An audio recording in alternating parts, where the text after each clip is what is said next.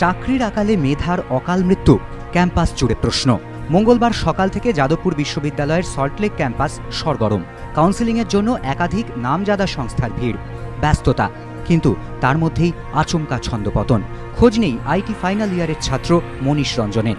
ঘণ্টা দুয়েক আগেও এক নামজাদা বহুজাতিক সংস্থার কাউন্সেলিংয়ের প্রথম রাউন্ডে হাজির ছিলেন তিনি। তারপর থেকে কেউ তাকে দেখেনি। কয়েকজন সহপাঠী ছুটে যান হস্টেলে মনীষের ঘরে। ঘর তখন ভিতর থেকে বন্ধ, বারবার ধাক্কাতেও মেলেনি কোনো সাড়া। অবশেষে ভাঙা হয় দরজা, ভিতর থেকে উদ্ধার হয় মনীষের ঝুলন্ত দেহ। কাউন্সেলিংয়ের ব্যস্ততা মুহূর্তে বদলে যায় আতঙ্ক আশঙ্কায়। মনীষকে নিয়ে সহপাঠীরা ছোটেন হাসপাতালে। পিছনে বিশ্ববিদ্যালয়ের সহ উপাচার্য, রেজিস্ট্রার ও অন্যান্য কয়েকজন আধিকারিক। ততক্ষণে সব শেষ। হাসপাতালে মনীষকে মৃত ঘোষণা করেন চিকিৎসকরা।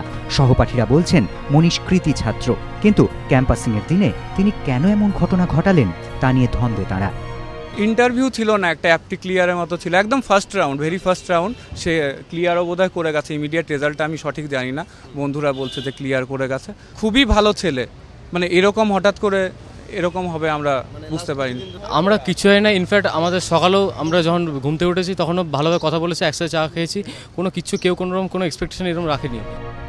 বিশ্ববিদ্যালয় সূত্রে খবর, শুক্রবারও বিশ্ববিদ্যালয়ে ক্যাম্পাসিংয়ে আসে এক বহুজাতিক সংস্থা। সেখানেও সুযোগ পাননি মনীষ। তথ্য প্রযুক্তির বিভাগীয় প্রধানের ধারণা, ক্যাম্পাসিংয়ে ভালো চাকরি না পাওয়ায় হতাশার জেরেই এরকম ঘটনা ঘটেছে। শুক্রবার একটা ক্যাম্পাসিং হয়েছিল অ্যামাজনে, সেটা ওর হয়নি।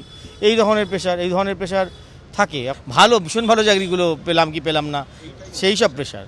ভালো চাকরি না পাওয়ার হতাশা তো প্রেশার বন্ধু বান্ধবদের প্রেশার থেকে বাড়ে, হয়তো সমাজের প্রেশার থেকে বাড়ে। এই ঘটনা সামনে আসার পরই বিশ্ববিদ্যালয়ের তরফে পুলিশকে খবর দেওয়া হয়। মনীষ রঞ্জন সম্বন্ধে আপনারা যেটা জেনেছেন, সে আত্মহত্যা করেছে বলে আমরা করেছি।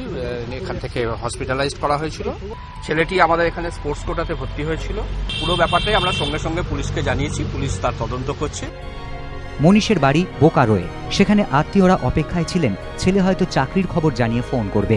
কিন্তু সব স্বপ্নকে চুরমার করে দুপুরে বাড়িতে পৌঁছয় দুঃসংবাদ।